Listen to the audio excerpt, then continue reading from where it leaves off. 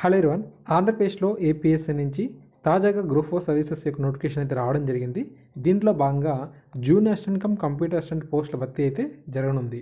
ఈ నోటిఫికేషన్ యొక్క పూర్తి వివరాలు మనం ఈ వీడియోలో చూద్దాం. రాష్ట్ర వ్యాప్తంగా 670 వేకెన్సీస్ అనేవి ఈ నోటిఫికేషన్ ద్వారా భర్తీ అనేది జరగబోతుంది. స్కేల్ ఆఫ్ పే ఎలా ఉంది అంటే 16,400 నుంచి 49,870 రూపాయలుగా ఉంది. 10th PRC ప్రకారంగా ఈ స్కేల్ అయితే ఇచ్చారు.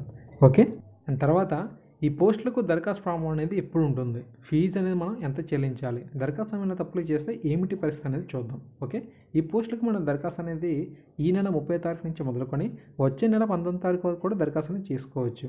అయితే ఫీజు పేమెంట్కి 18/1/2022 అనేది చివరి తేదీగా ఉంది. ఓకేనా. ఒక ఇంపార్టెంట్ విషయం ఏంటంటే ఏపీఎస్సీ వెబ్సైట్లో వచ్చేటువంటి నోటిఫికేషన్ ఏదైనా సరే మనం దరఖాస్తు చేయాలనుకుంటే మన యొక్క ప్రొఫైల్ బయోడేటా ఏదైతే ఉంటుందో సో దీనికి సంబంధించి ప్రతిసారి మనం ఎంటర్ చేయడం అనేది ఇబ్బంది అయితే అవుతుంది. అందువల్ల ఓటీపీఆర్ అనేది ఒకటి రావడం జరిగింది. దీన్ని మనం వన్ టైం ప్రొఫైల్ రిజిస్ట్రేషన్ అని చెప్పి అంటాం అనమాట. ఇది మనం ఏపీఎస్సీ వెబ్సైట్లో నమోదు చేసుకోవాల్సి అయితే ఉంటుంది. తద్వారా మనకు ఒక నెంబర్ అనేది జనరేట్ అవుతుంది. ఈ నెంబర్ని యూజ్ చేసుకొని ఏపీఎస్సీ వెబ్సైట్లో ఏ విధమైన నోటిఫికేషన్ వచ్చినా కానీ మనం ఈ యొక్క జాబ్ సంబంధించి ఆ నెంబర్ ఎంటర్ చేస్తే మన యొక్క బయోడేటా అనేది ఆటోమేటిక్గా ఫిల్ అయితే అవుతుందన్నమాట. యూట్యూబ్లో చాలా ట్యూటోరియల్స్ అయితే ఉన్నాయి. One time profile registration for APSC అంటే చాలా వీడియోస్ అయితే వస్తాయి. వన్స్ వాటిని చూసి మీ యొక్క బయోడేటా అనేది ఎంటర్ చేసుకుంటే మీకు ఐడి అనేది జనరేట్ అవుతుంది. తద్వారా మీరు ఈ ప్రాసెస్ అనేది చాలా ఈజీగా చేసుకోగలరు. ఇక ఫీజు చెల్లింపు విషయానికి వచ్చినట్లయితే ప్రతి అప్లికెంట్ కూడా ప్రాసెసింగ్ ఫీజు కింద 250 రూపీస్ని చెల్లించాల్సి అయితే ఉంటుంది. అయితే ఎగ్జామినేషన్ ఫీ 80 రూపీస్ ఏదైతే ఉందో ఇది కొన్ని కమ్యూనిటీకి అయితే ఎగ్జామ్స్ అనేది ఇచ్చారని చెప్పుకోవాలి. ఓకేనా. SC, ST, BC, pH and X service men 80 rupees చెల్లించాల్సిన అవసరం లేదు. కానీ ఆ ప్రాసెసింగ్ ఫీజు మాత్రం చెల్లించాల్సి అయితే ఉంటుంది. ఓకేనా. చాలామంది టెన్షన్ పడే విషయం ఏంటంటే అప్లికేషన్ సబ్మిషన్ అయిన తర్వాత అప్లికేషన్లో తప్పులు ఉన్నట్లు గుర్తించి టెన్షన్ పడతారు. ఓకే, టెన్షన్ పడాల్సిన పని అయితే లేదు. సో కరెక్షన్స్కి వీళ్ళు అవకాశం అయితే ఇచ్చారు. ఒక్కొక్క కరెక్షన్కి వీరు 100 రూపీస్ అనేది ఛార్జ్ చేసే అవకాశం అయితే ఉన్నట్లు కూడా ఇక్కడ చెప్పడం జరిగింది. అయితే నేమ్లో కానీ ఫీజ్ అండ్ ఏజ్ రిలాక్సేషన్లో తప్పులు దొరికితే అవి చేంజ్ చేయడానికి అయితే అవ్వవు అని చెప్పి అన్నారు. బట్ అంటే మిగిలిన కరెక్షన్స్కి అయితే 100 రూపీస్ అనేది ఛార్జ్ చేసినట్లుగా వీరు ఇక్కడ ఇవ్వడం జరిగింది. జిల్లాల వారీగా ఖాళీల సమాచారం. ఓకే, శ్రీకాకుళంలో 38 ఉన్నాయి, విజయనగరంలో 34, విశాఖపట్నం 43, ఈస్ట్ గోదావరి 64, వెస్ట్ గోదావరి 48, కృష్ణా 50, గుంటూరు 57, ప్రకాశం 56, నెల్లూరు 46, చిత్తూరు 66, అనంతపురం 63, కర్నూలు 54, వైఎస్ఆర్ కడప 51. ఇలా టోటల్గా అన్ని జిల్లాలకు సంబంధించి 670 వేకెన్సీ అయితే ఉన్నాయి. ఓకే, కమ్యూనిటీ వైజ్గా కూడా ఖాళీల సమాచారం ఇక్కడ మీరు చూడొచ్చు.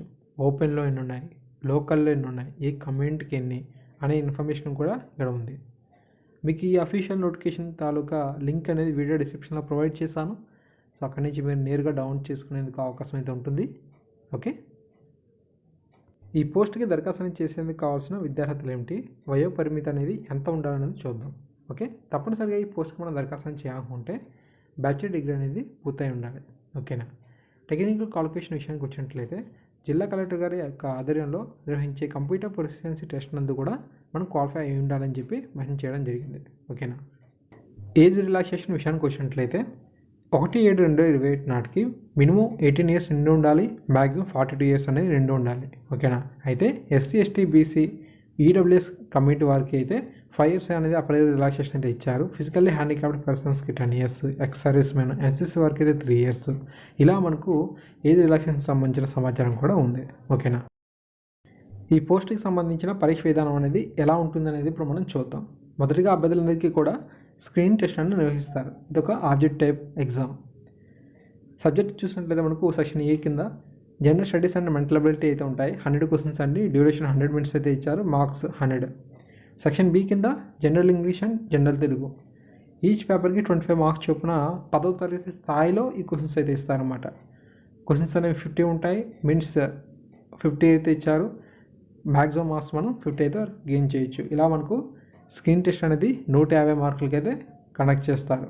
ఆ తర్వాత మనకు మెయిన్ ఎగ్జామినేషన్ అయితే ఉంటుంది. ఇది కూడా ఆబ్జెక్ట్ టైప్ అనమాట.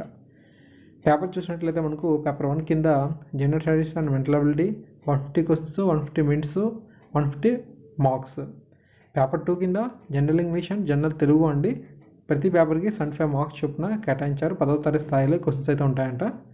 150 క్వశ్చన్స్, 150 మార్క్స్, 150 మినిట్స్ డ్యూరేషన్, ఇలా మనకు 300కి మెయిన్స్ ఎగ్జామినేషన్ అయితే కండక్ట్ చేస్తారు.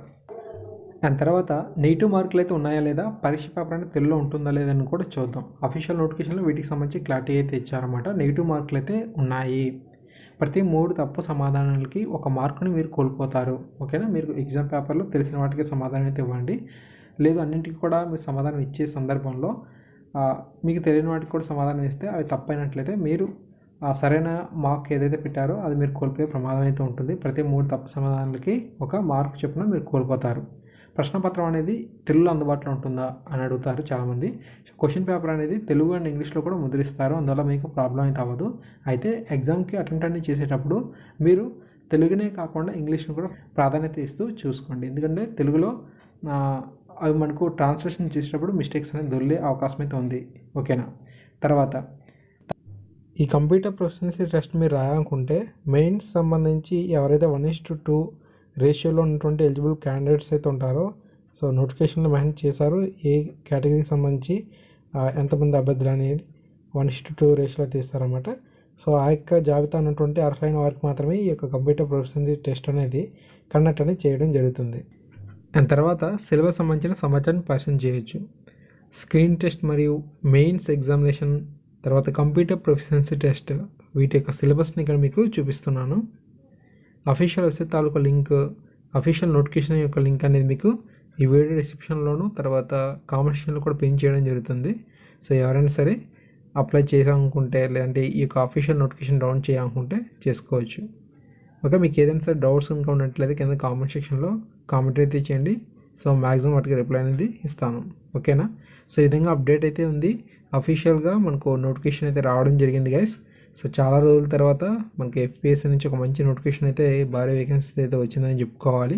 ఈ పోస్టులకు దరఖాస్తు చేసేందుకు మీకు అర్హత ఉంటే ఖచ్చితంగా ఈ అవకాశాన్ని అయితే సద్వినియోగం చేసుకోండి. అలాగే మీ మిత్రులకు షేర్ అనేది చేయండి గైస్. ఓకే, సో మరిన్ని ముఖ్యమైన నోటిఫికేషన్ సంబంధించిన అప్డేట్స్ కనుక వచ్చినట్లయితే మీకు రెగ్యులర్గా అప్డేట్స్ అయితే ఇస్తూ ఉంటాను. Thank you.